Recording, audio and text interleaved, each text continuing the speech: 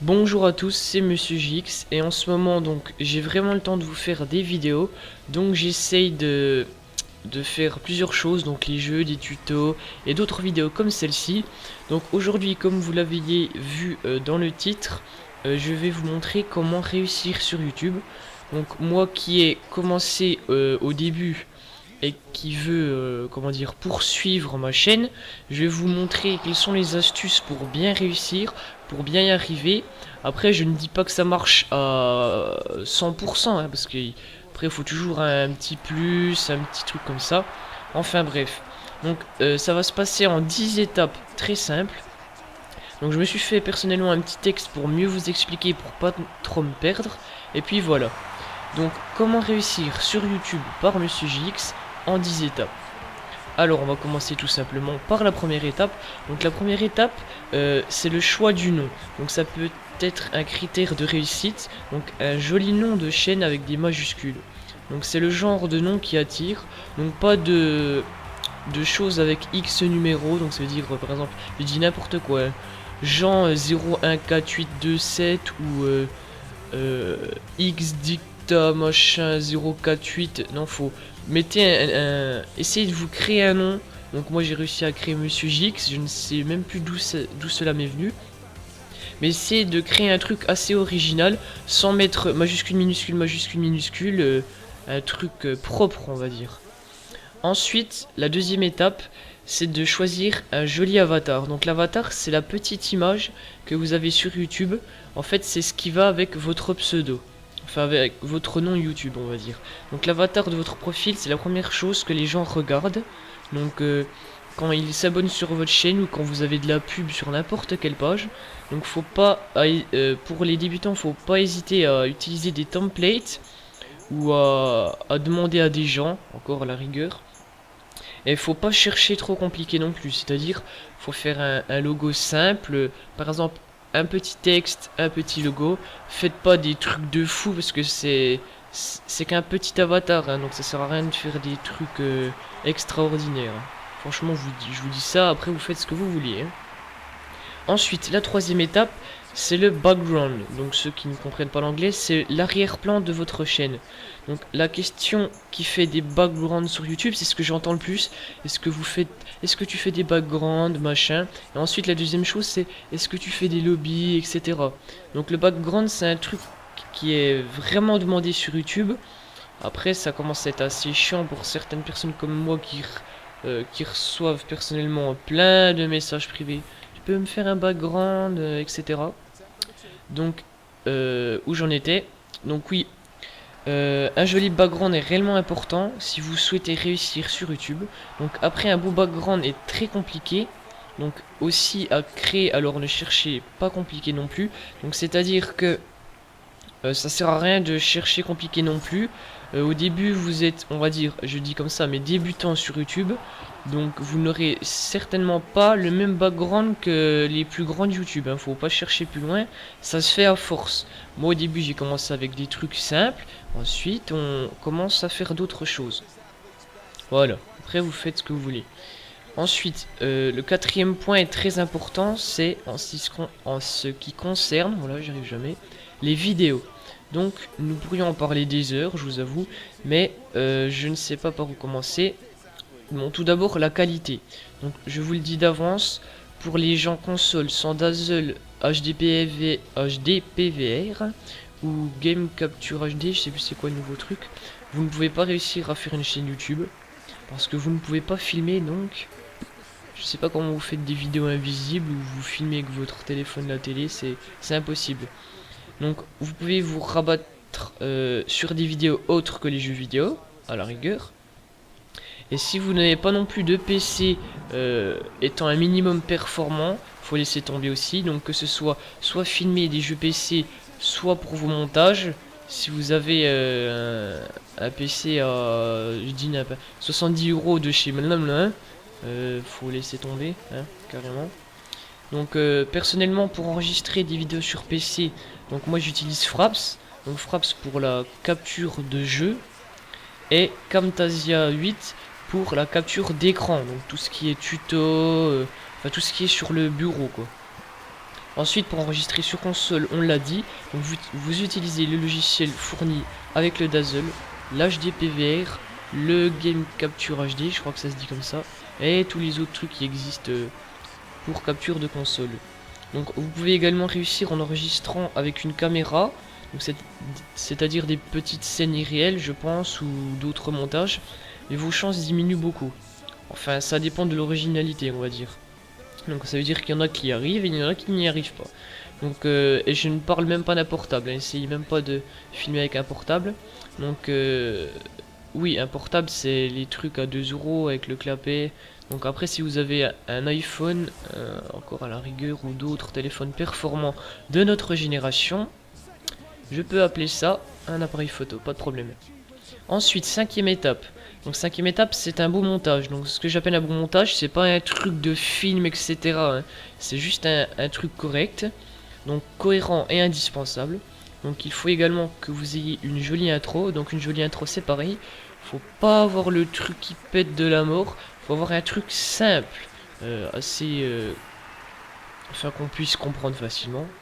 Donc que ça soit joli ou pas joli, c'est quand même bien d'avoir une intro. Donc du moment qu'il y a une intro vous présentant, pour moi c'est le principal. Mais faut pas changer d'intro comme de chaussettes, hein, parce que après le public va être là, ah c'est l'intro différente que ah oui, c'en est une autre. Essayez de, bon au début je vous avoue c'est assez difficile quand vous n'avez pas beaucoup de public, mais au bout d'un moment faut essayer de se fixer une intro. Voilà. Donc et surtout supprimer les scènes inutiles et trop longues. C'est là que les gens s'en vont.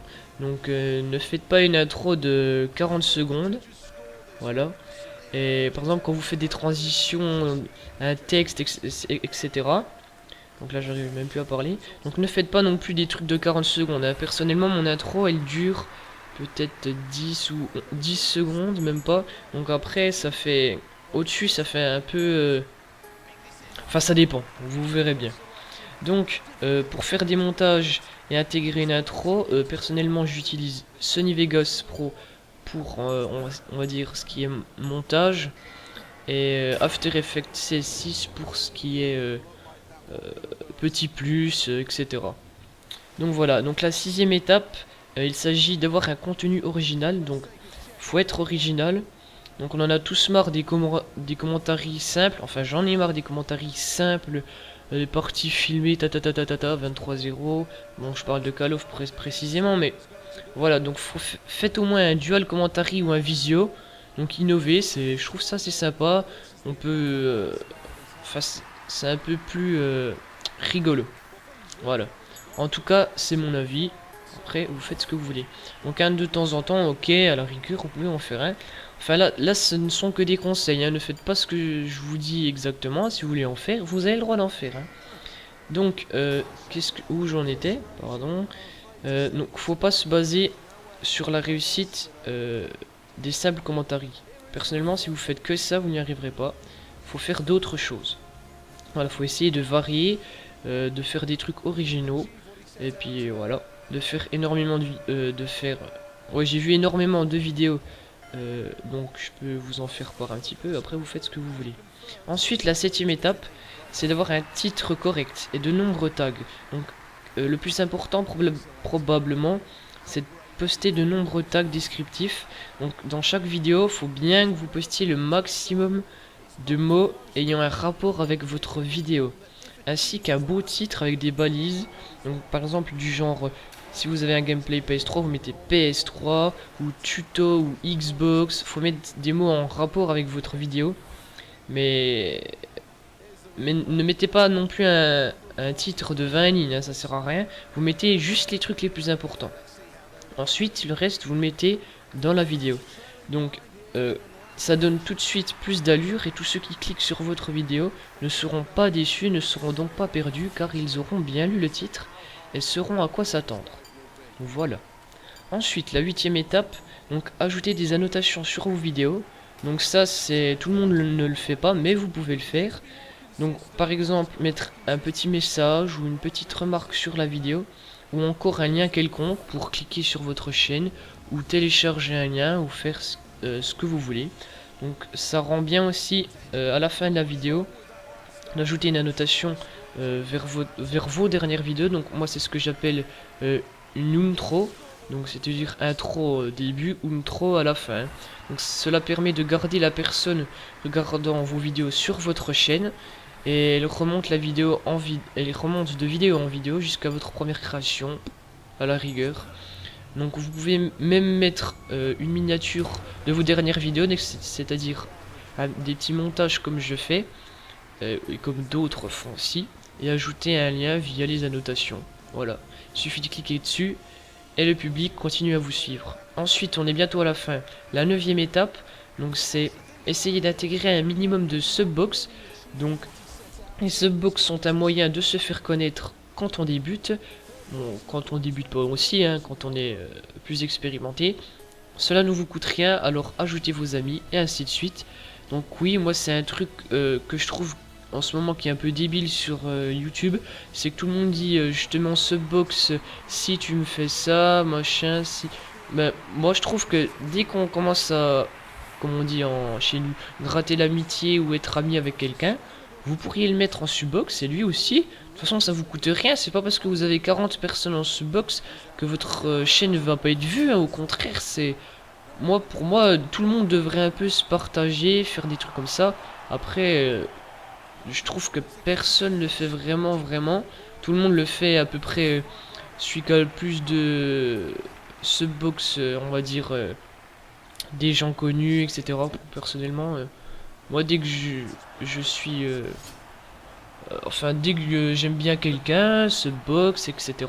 Mais bon, personne ne le fait. Après, vous faites ce que vous voulez. Ensuite, la 10e étape, donc pour moi c'est la plus dure, je pense, c'est de patienter. Donc le plus dur est de démarrer. Donc là, croyez-moi, c'est ultra dur au début. Vous gagnez vraiment peu d'abonnés et de vues quand vous partez de rien. Donc je dis ça parce que je l'ai fait, hein. Tout le monde l'a fait, on s'en rappelle.